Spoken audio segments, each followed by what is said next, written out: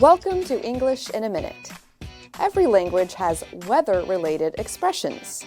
Two common weather conditions are rainy and sunny. Jonathan, are you coming to my lawn care party? We need to mow the lawn, pull the weeds, and cut down a dead tree. Of course, I will be there. You know, you also said you were coming to my paint my kitchen party, and you didn't. This time I will. Come rain or shine, I will be at your place Saturday morning. Come rain or shine means something will happen no matter what. It's a promise. You can even use the phrase when talking about the actual weather. So, if you invite people to an outdoor party, you can tell them it will happen come rain or shine. And that's English in a Minute.